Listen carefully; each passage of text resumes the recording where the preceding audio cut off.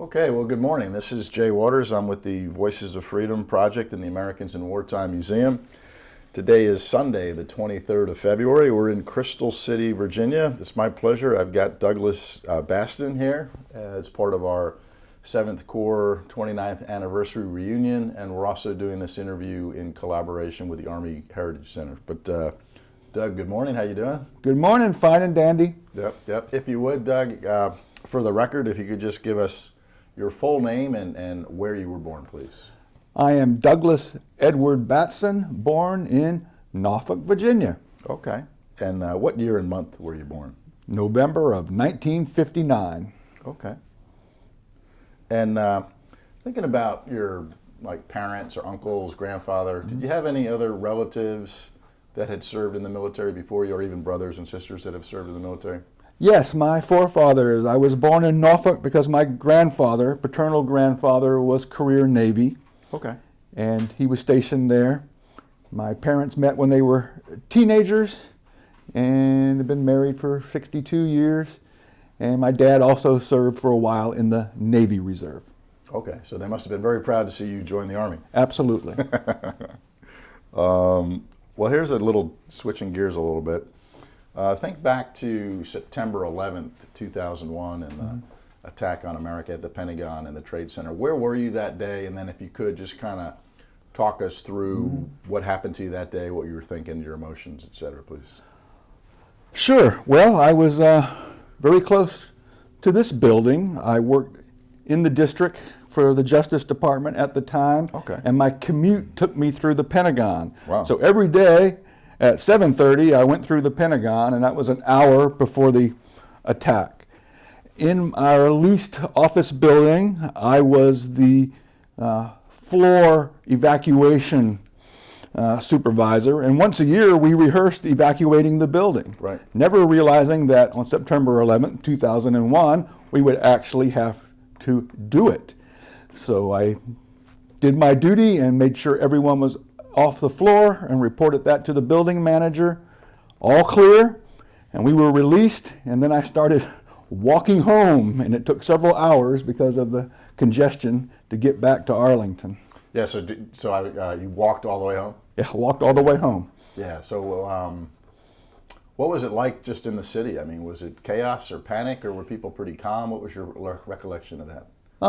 We were in leased office space, so not all of us were federal employees, so the building itself was calm, but on our floor, watching on the television screen the collapse of the tower, then the attack so close by. Yeah. Yes. Now, I am a retired Army reservist, and due to my assignment at the time, I thought my phone would ring that week. So the attack occurred on Tuesday, and yes, my phone rang on Friday. Sergeant Batson, report to active duty for at least 1 year. Right. Yep. Well, were you close enough to the Pentagon to hear the plane hit or anything? I could not hear it. Don't reckon. No. Okay. Well, Doug, so then going back to your start of military service, why did you join the military? I was a bit tired of 12 years sitting behind a desk, and as a red-blooded 18-year-old, I wanted some adventure and action and travel in my life. So I enlisted in the Army in an MOS 19 Delta Cavalry Scout, where I could patrol the Iron Curtain, stare down the Red Army looking back at us, and then have small enough armored vehicles that maintenance was not a chore, like for a main battle tank, and some direct fire weapons. Okay. And what year was that you went in? 1978. And so where did you go for your initial training? The U.S. Army Armor School at Fort Knox, Kentucky. Uh-huh. And remember those hills: agony, misery, and heartbreaker. Yeah. So what really, anything specific really stand out about the training? So that was your basic training, and then also the AIT, yeah. one station unit training, or OSUT. Anything else really stand out about the training at the time? I wish it had been longer, like it is today. Longer. Okay. Yes. Really? Okay. And okay. And then, so where did you go for your first duty assignment? I went to 2nd Armored Division, Fort Hood, Texas, in the cavalry squadron there, 2nd of the 1st, and one troop had been selected on the last Brigade 75 rotation. So an entire brigade from 2nd AD deployed to Norddeutschland to set up 2nd AD forward in a brand new caserne, Lucius D. Clay caserne, the hero of the Berlin airlift. So did you go with the unit to Germany? I went to the unit. 5,000 of us flew from West Fort Hood direct to Hanover, Germany, and were bused to this new caserne that wasn't even completely finished.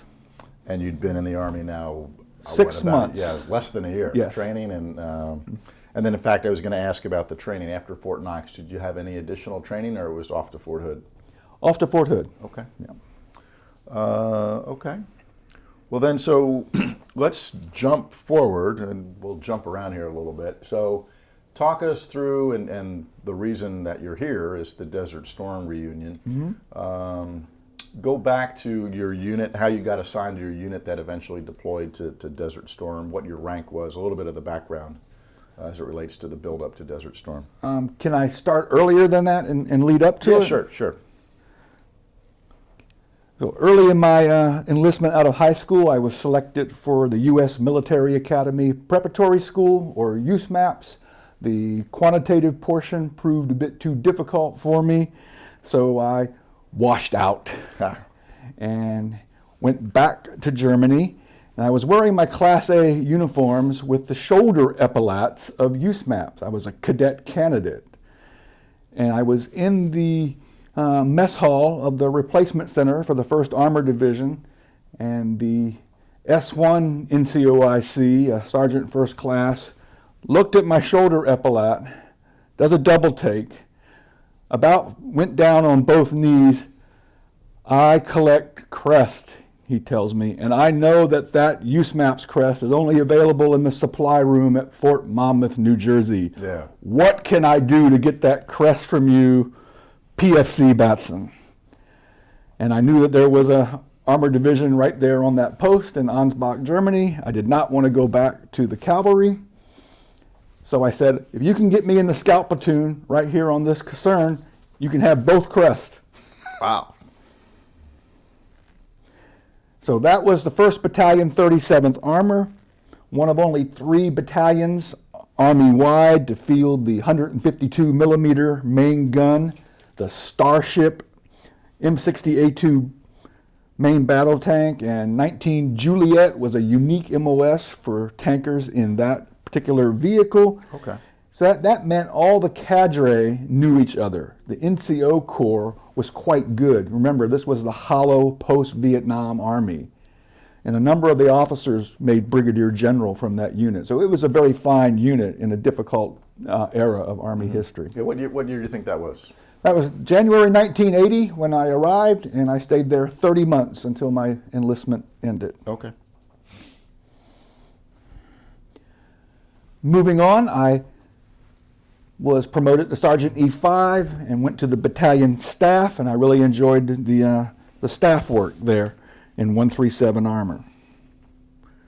Do I have time to give an anecdote from? Sure, yeah, absolutely. And then I do want to kind of get into the Desert Storm stuff, because I've got a lot of questions in that, and then we can come back to some of the other stuff. But yeah, I would love to hear. One anecdote from my time on battalion staff: I was in charge of writing and disseminating an operation order for a field training exercise, or FTX, that featured orange versus blue forces. And as we were orange, the header of the order was to read in all caps, "For orange eyes only." And I forgot to ensure that the clerk typist put this on the op order. Now, these were the pre-word processing days. Stencils were typewritten and the copies were run off by hand on an old-fashioned mimeograph machine with lots of messy ink. It was late in the day, staff was exhausted, and I was totally bummed when the assistant S3, a captain, tells me I have to redo the whole order.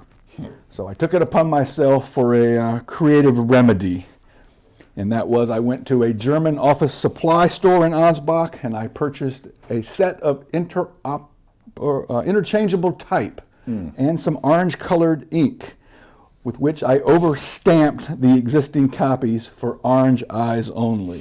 And the next day at battalion staff call, the captain was rather livid at me because I did not redo the stencil, and I had seemingly skirted his order.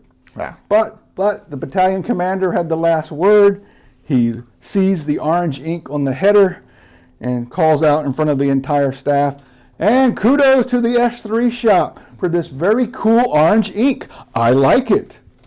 There you go. Sweet vindication. There you go.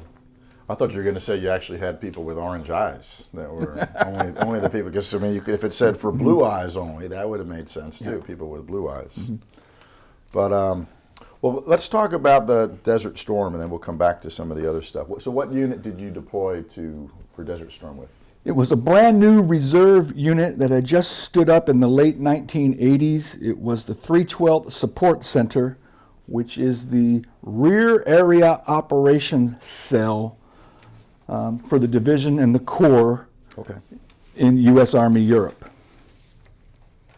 And so were you a reservist at this point? I was a reservist, and I was plucked from my mild-mannered job as an Army education counselor, and soon found myself in the largest tank battle in American history. Yeah, so where were you serving as a I was with the 1st Armored Division DISCOM, Division Support Command.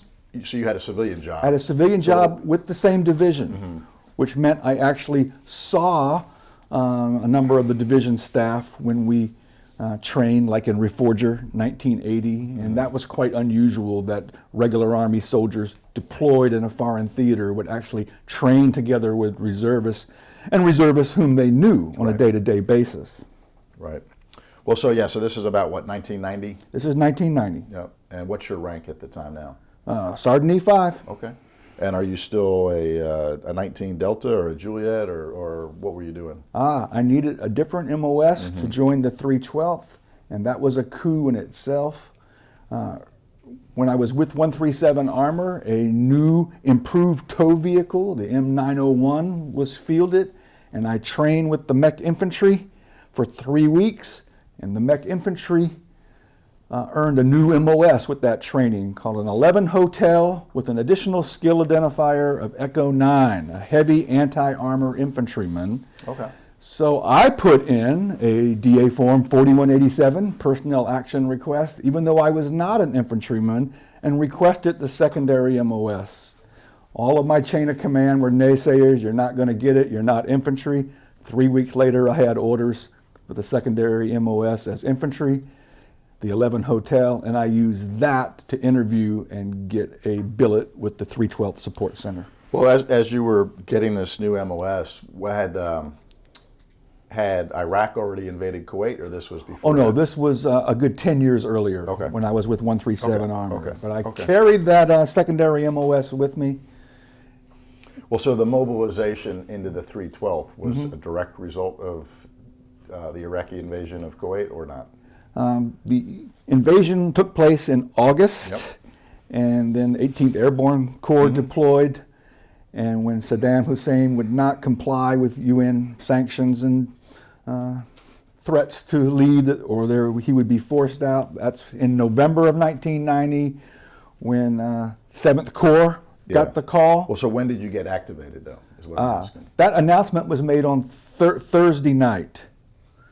I guess it was November the 8th. Okay, so that's when you got activated and put with the 312th. So I guess just if you could then just talk about what they were telling you in the unit, what your expectations were as far as the unit deploying, or what you guys were doing, what the training, the training and pre-deployment cycle was like. Yeah, this was a new reserve unit doing the Rear Area Operations Center. So let me say a few words about that.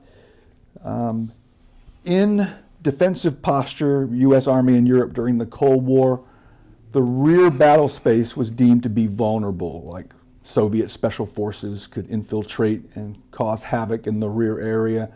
And in the Corps and Division G3s, there just wasn't enough manpower, enough resources to coordinate base defense clusters for the support elements. And that became the task of the 312th. Fresh manpower with no other mission is to provide for defense, base defense in the rear area.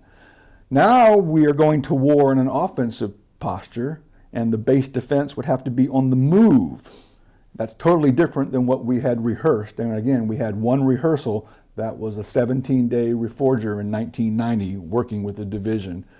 But apparently the leadership had enough trust in its 24 reservists to deploy them with the 17,000 person soldier active component. So we were quite surprised. Some of us delighted, some of us chagrined, because it still wasn't clear that we were going to war.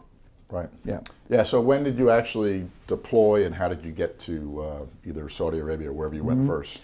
The deployment was delayed a number of times, making us scratch our heads, are we really going or not? So we were relieved to spend Christmas with our families. Oh, okay. On the 27th of December 1990, we went to the Nuremberg, Germany civilian airport, and part of that had been converted for military use, and we boarded C-141 transports and flew to Saudi Arabia. Okay.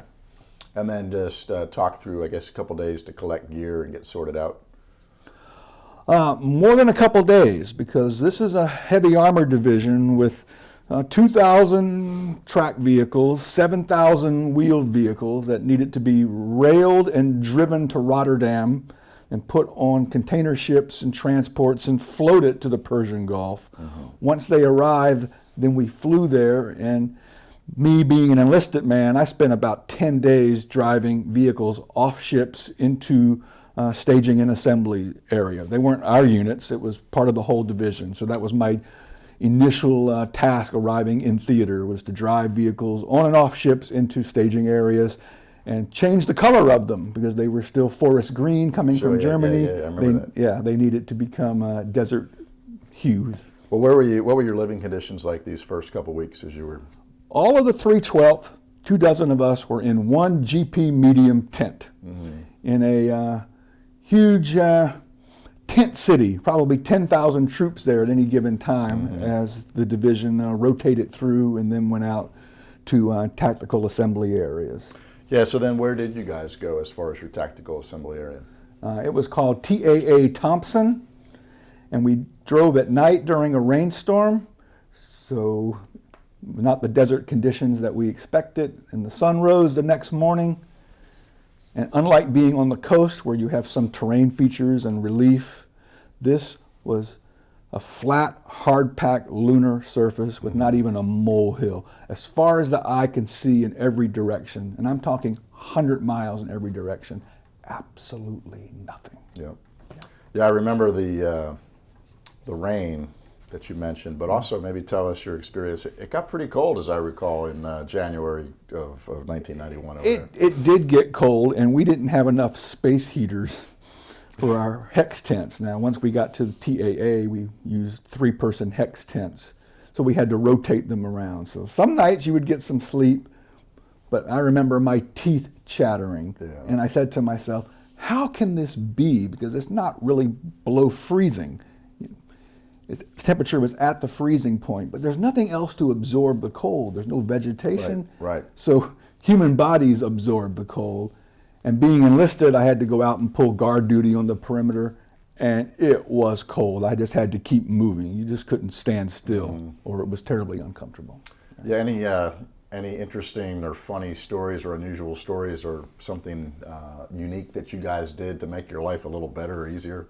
Always think about the ingenuity of the NCOs coming up with something to improve their tent or their shower area, the latrine. Or I shared a tent with a farm boy from Illinois, and the flies were absolutely horrific.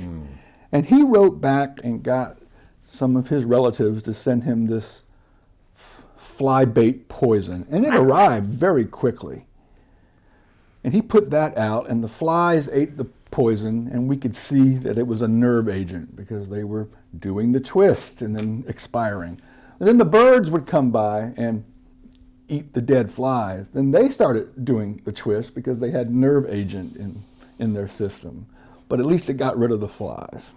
And the birds. Yeah, and Wow. and some of the birds too. Well, that's I remember the flies. And well, you mentioned nerve agents. So, what was your leadership and what was your thought at the time as far as one of the big concerns in Desert Storm was the Iraqis having chemical weapons. What was your leadership telling you, and what was kind of going through your mind as you dealt with that issue?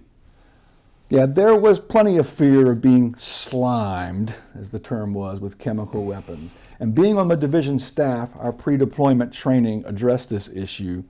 And the division surgeon, no, it was his NCO.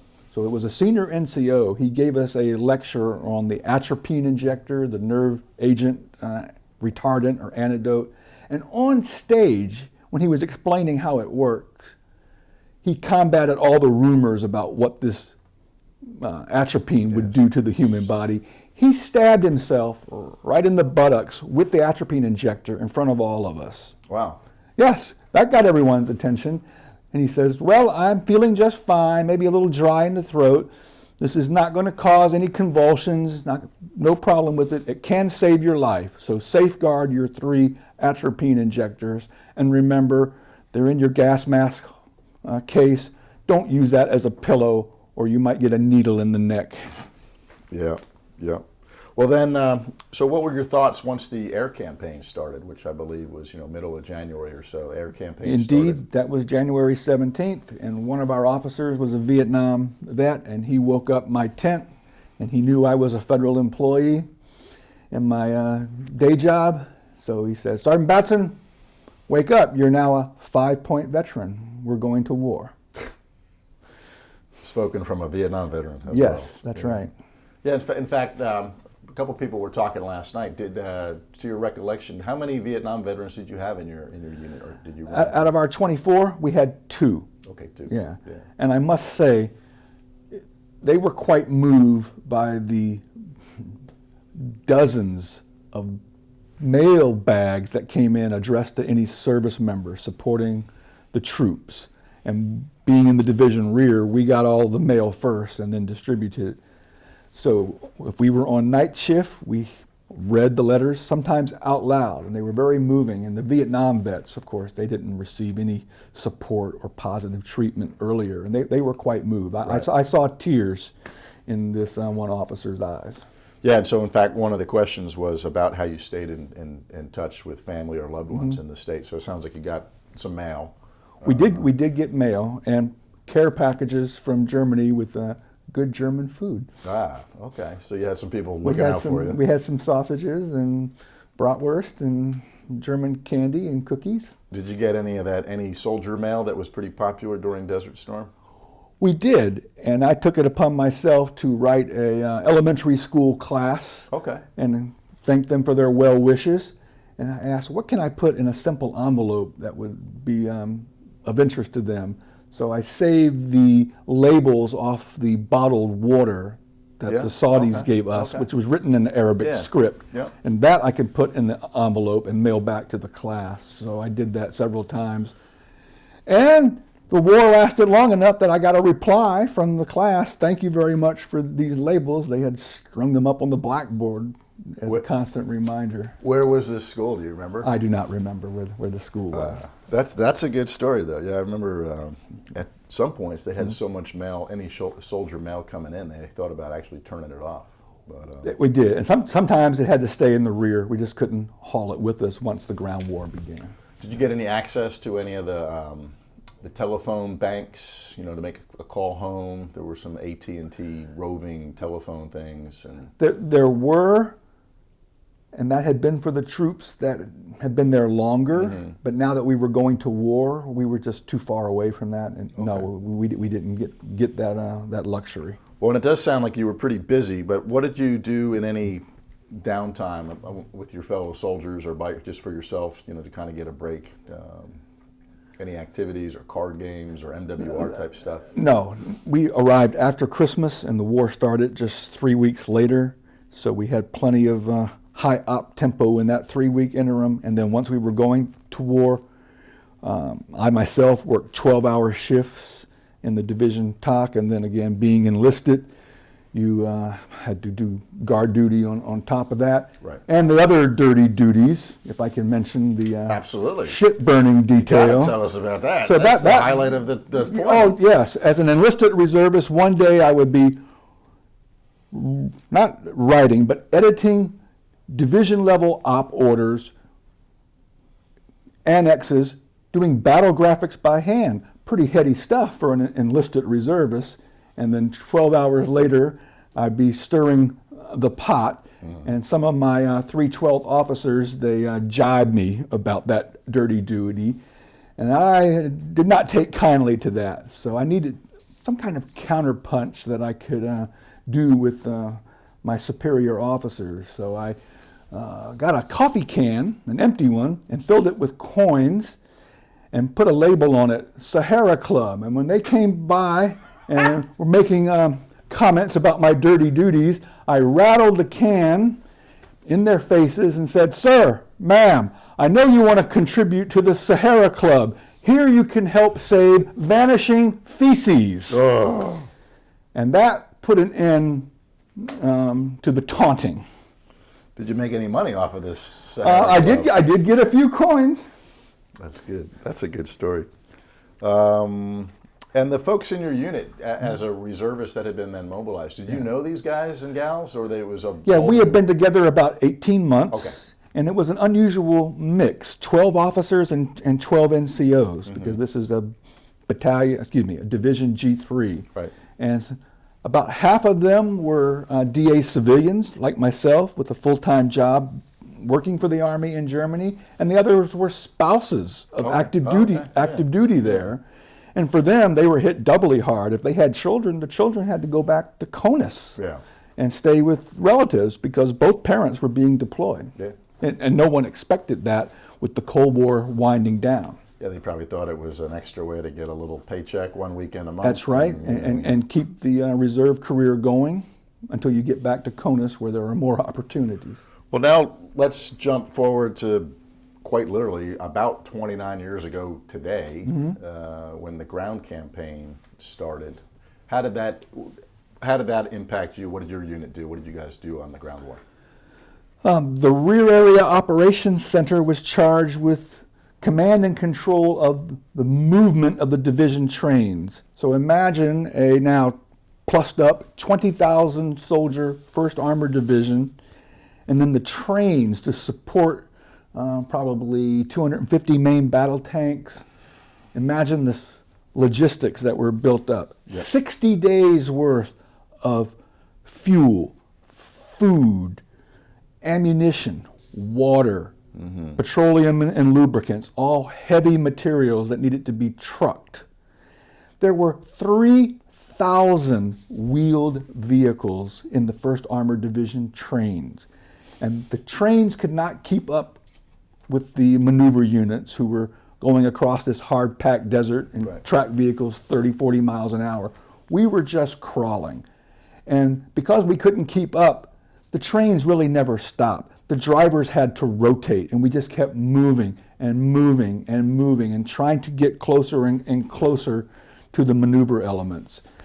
So it was like 4 columns of wheeled vehicles, probably 3 kilometers wide and then 6 kilometers long. So I'm not exaggerating when I say trains. Right. It was trains, and I've seen an aerial shot of what that looked like.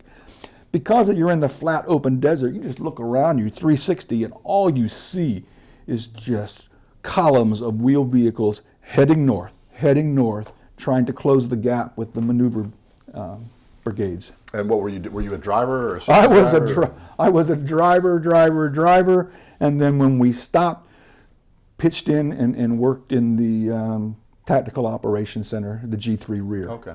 And so you had all your gear with you as well, right? In the Humvee, Yep, yes. In the Humvee. And what kind of weapon were you carrying at the time? I had the M203 grenade launcher, which was extra clumsy and awkward to carry around. Yeah. Well, with you and your team then, did you run into any Iraqi soldiers or resistance or?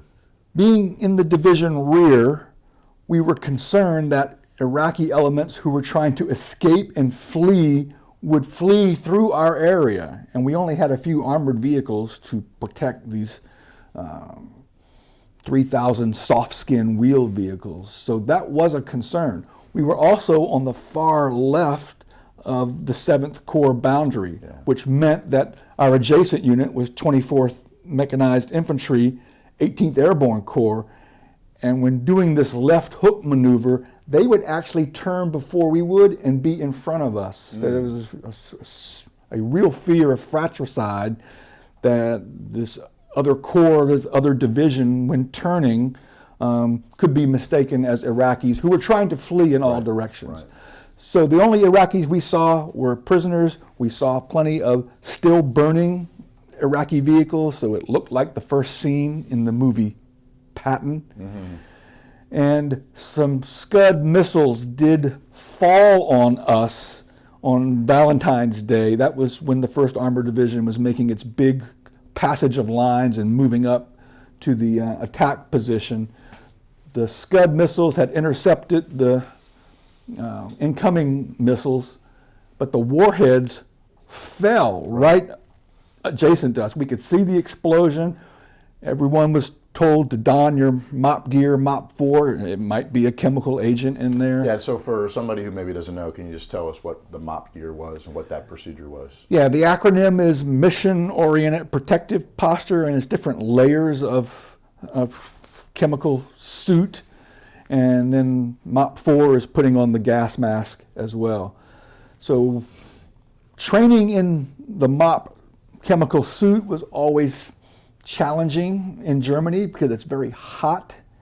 But here it is February in the desert where it's cold and raining, and I actually welcome wearing the extra layer. Yeah, I remember that. It was a plus to wear the MOP suit, Yeah, it was, but not the gas mask. no, because it was cold. But now you're doing it for real. This is no longer training. This is no longer It's training. that Scud missile, you don't know what was in there. We didn't know, and back in the rear, an entire reserve unit from Pennsylvania was hit. Half their unit was KIA. I remember that. Because the missiles hit reservists way back in the rear in Saudi Arabia. Well, then, from your combat time here, are there any incidents that really stand out during this time? Something really frightening, or something funny, or exciting, or just another vignette that you might have, story? Yeah, I do have an anecdote about how we enlisted members bailed our 312th captain out of trouble with the division staff, and the near non-combat casualty that this incident caused. So the division staff used 5-ton Expando vans for its mobile headquarters. So you think of it as like a mobile office complex. And the vans have to be joined together, and sometimes the joins didn't quite fit together well, and in one case it created a dangerously low-hanging protrusion that a number of visiting staffers hit their Kevlar helmets against when visiting our van. And our captain, I'll call him Captain G of the 312th, he wrote and hung a sign as a warning in the corridor, and the sign read, "Caution, brain damage ahead." Well, a day or two later, the assistant Division G3, this is a regular Army lieutenant colonel, looks at that sign, looks at us enlisted members on shift and asks, "Which one of you bozos put that sign up? Take it down now." Now, we didn't want to incriminate our captain that he was the one that did it, so we just silently accepted the blame and did what we were told. Once the ground war broke out, the number of visitors from attached unit increased exponentially, and this one full-bird colonel from an attached engineer unit, he was scheduled to fly in a helicopter with the assistant division commander on an aerial recon. And this fella made the mistake of removing his helmet when he came into the TOC. And he walked full speed right into this protrusion, and it ripped a gouge in his scalp that just bled all over the place. He was a perfect stranger to us, and he insisted, "Don't tell anyone about this. I can't miss my recon with the ADC, with Brigadier General. Yeah. This colonel became more alarmed when we told him, "Sir, there's no aid station here where we are. We're going to have to drive you somewhere else, and you will be reported." And he replied, "Well, then I'll miss my recon. That can't happen." Yeah. What can we do? We have a division surgeon with us, or at least part of the division surgeon, which included a former Special Forces medic named Lonnie. Lonnie said, "Sir, I can sew you up. I got my kit here, but I have no anesthesia." He says, "Do it and don't say a word to anyone." So I found myself holding this officer's scalp in place while Lonnie sews him up. And he put his Kevlar back on and grimaced and made his appointment. And, Wow. And went out and flew with the ADC for the aerial recon. I'm sure he has a killer scar on his now bald head today. You could have told him that, hey, sir, we had this perfect sign and warning and all that, but, knucklehead G3 over Yeah, there. we're not going there. Yeah. Well, that's funny. That's funny. Well, Doug, I saw on your sheet that you received the Bronze Star Medal. I'm assuming that was for your time in Desert Storm. Absolutely. Quite a surprise for junior NCO to have the Bronze Star, but my officers appreciated the effort that I made. They put my editorial skills to good use. I mentioned once before, it was heady stuff to be editing division level op orders and annexes and drawing the battle graphics. We were all pleased to receive the 1st Armored Division Desert Storm Challenge coin that read 89 hours to victory. And for those of us in the REAC, we quipped, yes, on 8.9 hours sleep. That's about... Over the 89 Over hours. the 89 about hours, about of 8.9 hours of sleep. Wow. Now, I mentioned my paternal grandfather. Never was I so proud in my life to show him my Bronze Star Medal, because he had seen combat service in both World War II and Korea. Yeah, that's quite an accomplishment. Congratulations. Well then, so let's fast forward to your homecoming, your redeployment. When was that, and how did that go for you? It was the polar opposite of the homecomings that regular Army units receive when they came back to CONUS. Families were waiting for them. There were parades, ticker tape parades in New York City, victory parades. We went back to Germany, and we were glad to see our families again, but 1st Armored Division was drawing down. Our reserve unit was drawing down. So for most of us, DA civilians working for the 1st Armored Division, we were out of a job. Yeah. Not just one, but two, because our reserve unit was going away and our employer, the U.S. Army Europe, was drawing down. And it was difficult times. And I say that because in my Army civilian career, I became the first Army career and alumni transition counselor in the Nuremberg military community. So I was in charge of transition assistance to all of these 1st Armored Division soldiers who thought they were in Germany for a 2 or 3 year tour, and all of a sudden you're going back to CONUS within a few months. Mm-hmm. And the Army was also getting smaller, so some got QMP notices, Qualitative Management Program. Yeah. Thank you for the service. You were doing great in the desert a few months ago, but you're E4 over 8 or E5 over 12, you're being called out. Yeah, CULLED, called out of the Army, and you're going to need another career. So I helped these soldiers and their families practice resume writing, translating their military skills into civilian equivalents so they could make that transition, unwieldy as it was from overseas. Okay. Mm-hmm. And was your family in Germany at the time? At the time, so yes. The actual day you came back, mm-hmm. was there any kind of emotional reunion in the gym or on a parade field, or what was that actual day like? We came back piecemeal, so there wasn't any scheduled family welcome. So as an individual, I went back home. I think I had one shower in the last 10 days.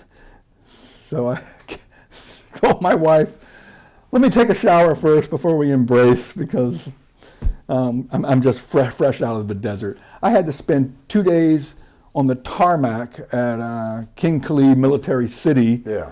waiting for a transport out. I didn't have much priority, so I was sleeping under the stars, didn't even have a tent, on the tarmac for about 2.5 days before we flew back to Germany, and then I made my way home on a train.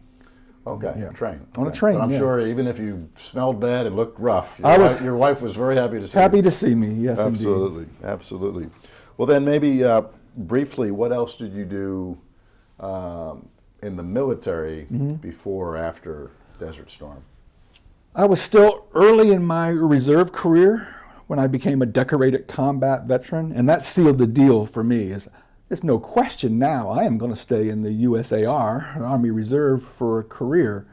So I came back here to Northern Virginia, attached myself to the Defense Mapping School at Fort Belvoir, and on my own time in Nickel, went to the Mapping, Charting, and Geodesy Staff Officer course. Again, as a buck sergeant reservist, unusual, and learned about geographic information systems, remote sensing, and that helped me in my civilian career. I liked working at the division level during Desert Storm, so I became an individual mobilization augmentee, or an IMA, for the next 10 years. So I did not train with fellow reservists in a reserve unit. I was an augmentee to an active component.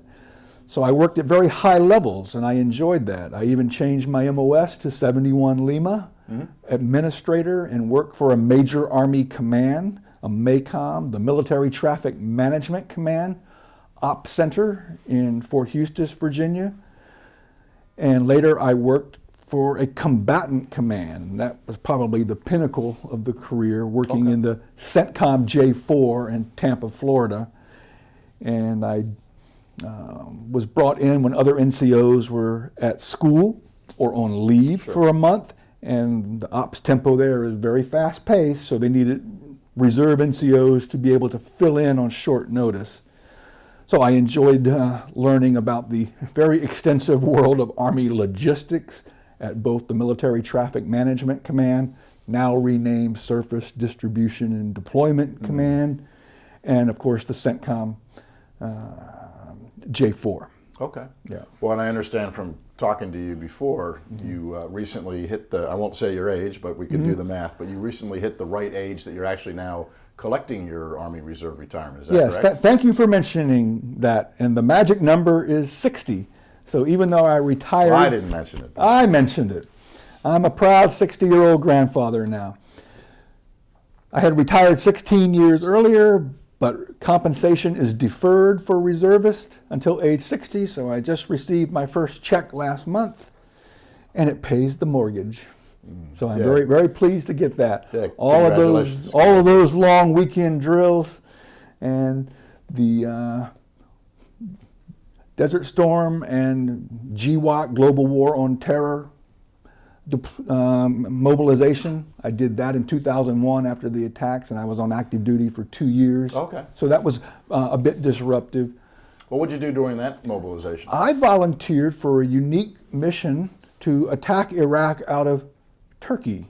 So there was the idea to have a EUCOM forward cell in Turkey where the 4th Infantry Division would attack out of the north as well as the elements out of the south. So I went to Defense Language Institute to learn the Turkish language, and that was a real pleasure. I didn't think that I would finish the course because the war started in March of 2003 and I was still in school, but I was allowed to finish, and I expected to do liaison work with the occupation forces of NATO, Turks included, but the Iraqi provisional government did not want the Turks on their soil. Right. Must have been something about the Ottoman legacy, so that mission was scrubbed, and I had been on active duty for over 2 years, so I asked my commander, I am retirement eligible, can I retire?